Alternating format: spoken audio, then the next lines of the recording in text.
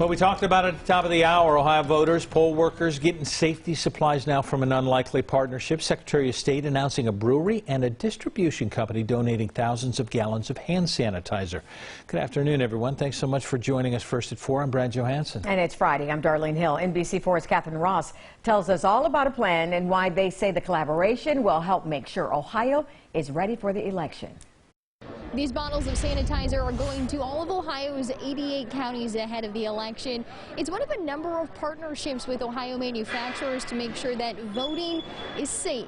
Safety experts and election officials aren't the only ones Frank LaRose is consulting ahead of a historic general election. I think it's wonderful when business and government can come together to create positive outcomes for all Ohioans, and this is certainly a great example of that.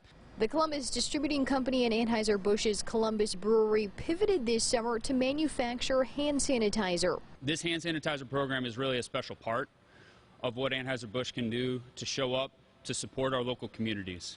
Almost 3,000 gallons will go to Ohio's boards of elections for poll workers and voters. That's on top of other personal protective equipment donated by private companies and purchased with CARES Act funding. It's part of the election preparations the Secretary of State's office started brainstorming this spring. As soon as the primary was over in April, we immediately transitioned to what we called our Ready for November task force and started gathering feedback from our county boards of elections. The state expects many voters to cast their ballots absentee by mail, but LaRose promises all voters will have traditional in-person options. And he says polling locations will be following rigorous guidelines, and thanks to partnerships like this, they'll also have enough supplies. When Ohioans come to vote in person, they are going to be coming into a safe and a healthy environment. And the Secretary of State's office is working with the Ohio Department of Health to get all of these supplies to all the boards of elections. Local for you in Columbus, Catherine Ross, NBC4.